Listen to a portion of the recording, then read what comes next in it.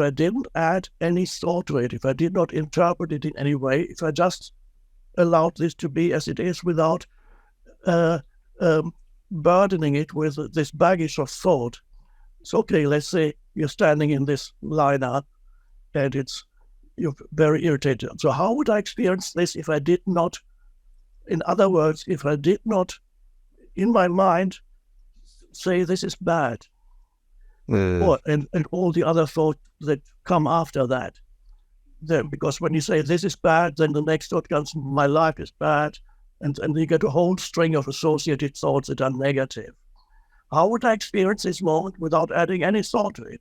Okay, so there you stand, and this would bring your attention into the present moment.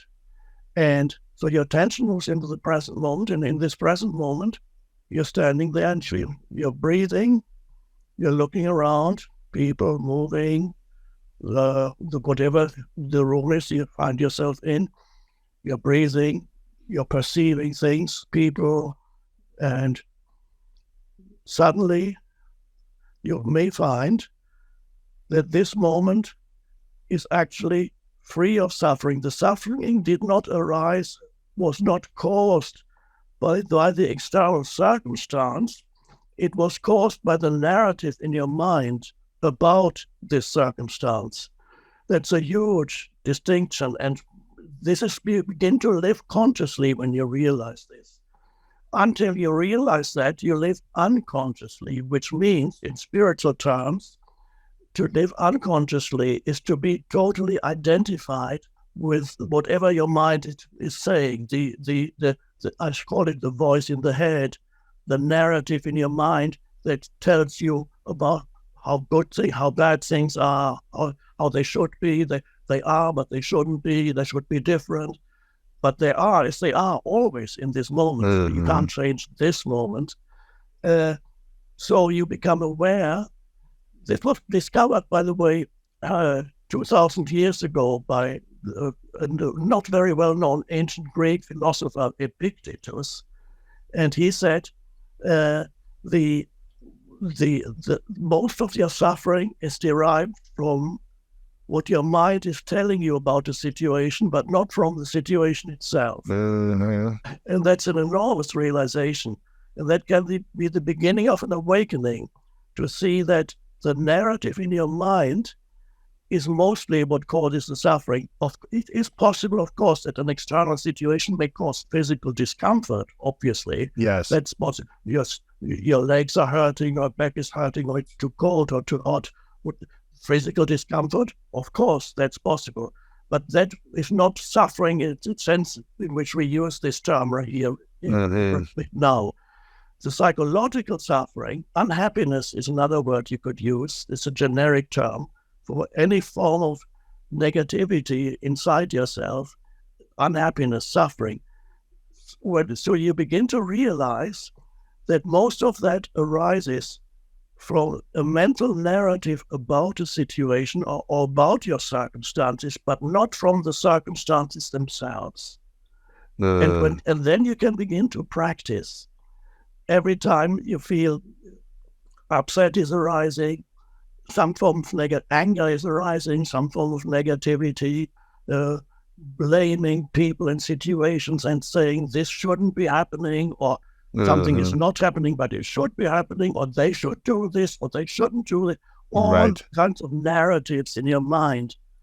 So spiritual awakening is you're beginning to be aware of what your mind is saying, the stories that you're telling yourself about situations, but also the stories you're telling yourself about what you call your life.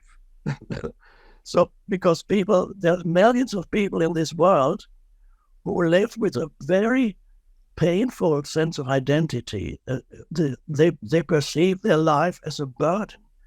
So They live with this heaviness, and they don't realize this heaviness that they call my life is actually a narrative that they tell themselves. And they say, that's me. All the things that have happened to me, the dreadful things in the past that people did to me, or circumstances did to me, or maybe even the bad things that I did, So you get a very heavy identity builds up, and that becomes your sense of self.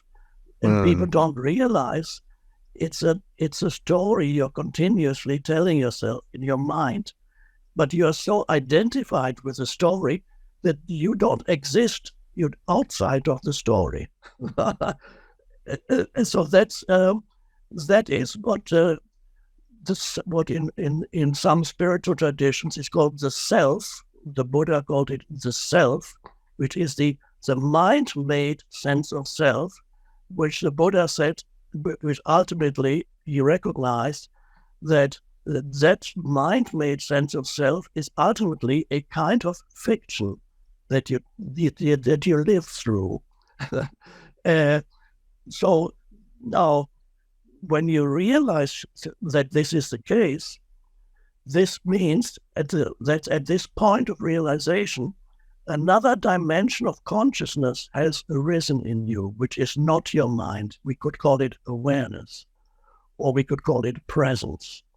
So when you realize what your mind is doing, that is not part of the conceptual mind that works through stories and words and concepts.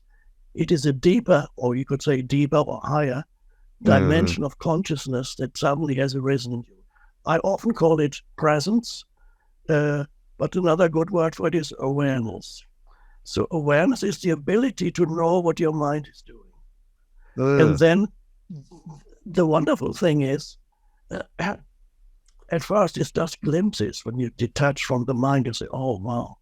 And then you have moments when you're not suffering because you allow this moment to be as it is. But who are we when we detach from our own mind? Very good question. Yes. So at first you were identified with the conceptual mind, the story-making mind, and your sense of identity was the story of me. My past, my memories, my beliefs, that's right. All these thoughts that are accumulated in the bank of my mind from the past that I've told myself, this happened to me, this is what's wrong with me, this is why I'm not good enough, or this person did this, or whatever. Exactly. Now, when the awareness arises,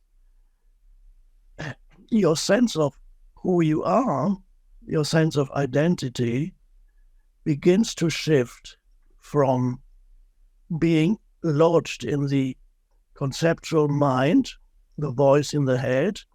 It goes to a deeper place, and you realize who you are in your essence is actually the awareness itself. And that is an amazing realization. In other words, this is a dimension of consciousness that is, I call it, beyond thought. Thinking is a wonderful thing. Thinking is a very powerful tool for creating. However, if thinking is all we have and we look for our identity in the mind, then that is very limiting. If thinking is used as a tool, it's very powerful and empowering and can be very creative.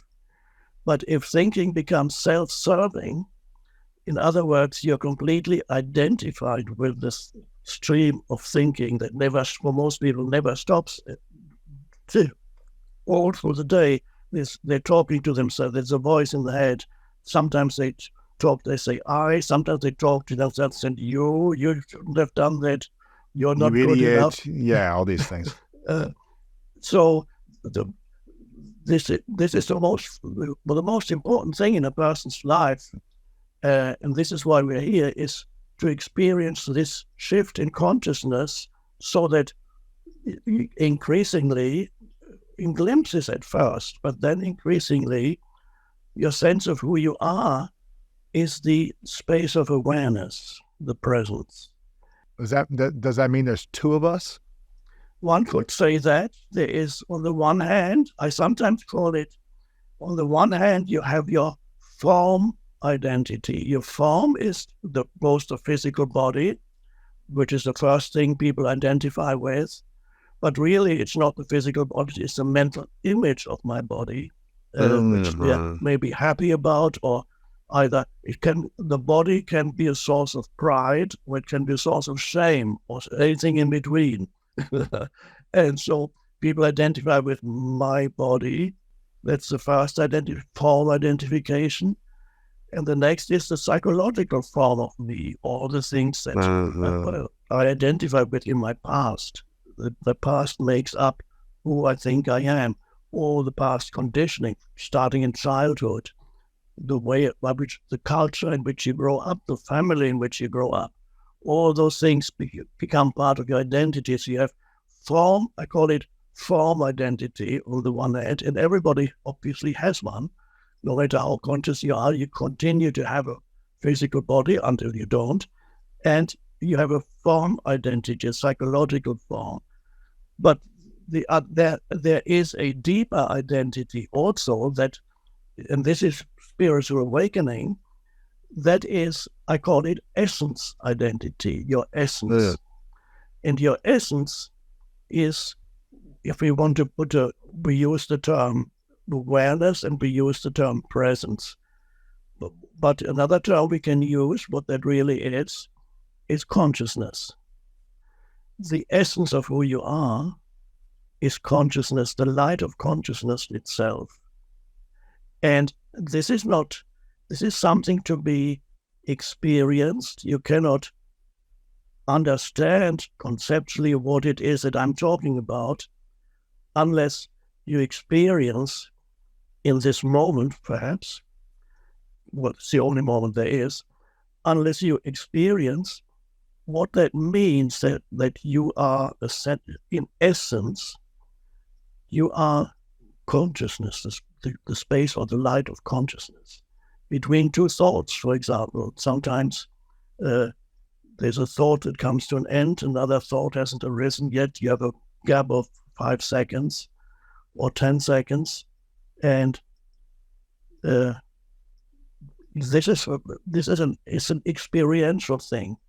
To realize yourself as consciousness it implies that at first, for very brief instances, the mind becomes still, it subsides.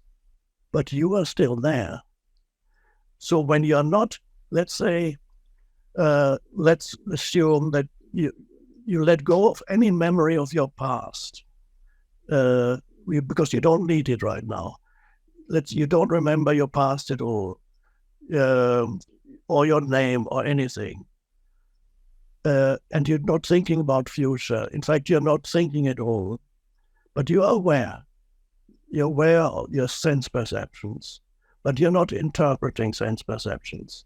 You're allowing sense perceptions to be. Now, who or what are you when you're not telling yourself who or what you are? Who or what are you without the story? And some people are afraid of that. They're so attached to the story they can't let go.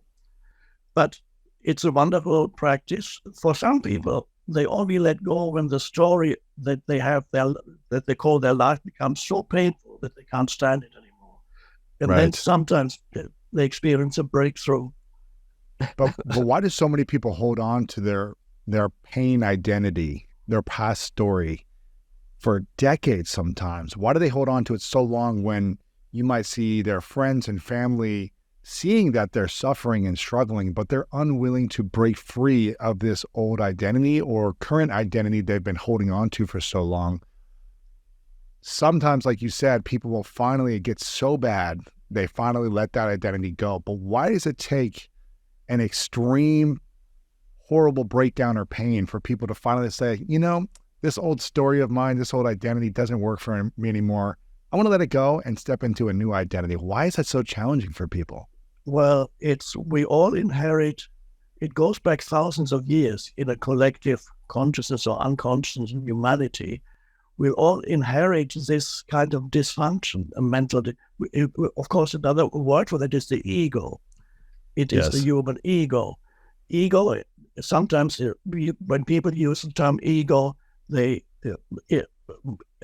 interpreted in different ways. Then there's the ego that's used by Freud, the Freudian ego, and other egos. But when I use the term ego, or when it's used in a spiritual context, ego simply means complete identification with your mind, with the thinking, the mental emotional makeup of you. That's ego is complete identification with that. And so that's so deeply ingrained. Every human being inherits that kind of dysfunction. Wow. And so it's so hard to let go because it's so deeply ingrained by the conditioning of your mind. And so some people need an enormous amount of suffering. And even with that, some people don't awaken even then. They be unhappy until they die, or they die even at an early age because the body can't stand the unhappiness anymore.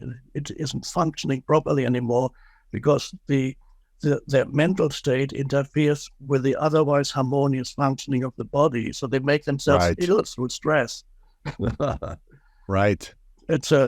So we are faced with it's an enormous. It's also it's a challenging and wonderful thing to realize that your purpose here, beyond any purpose that you might have on a personal level, which also has a function, but your deeper purpose is to evolve as a conscious being and to go beyond the ego here, so that consciousness evolves. Because you're an expression of universal consciousness, and universal consciousness throughout the universe is awakening. We live in an awakening universe. So gradually, life forms, in our case, the human life form, begins to awaken into a higher level of consciousness. Yes. So the essence here is realizing the possibility of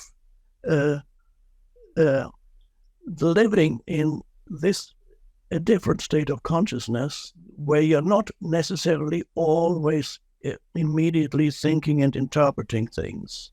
And if there's someone watching or listening that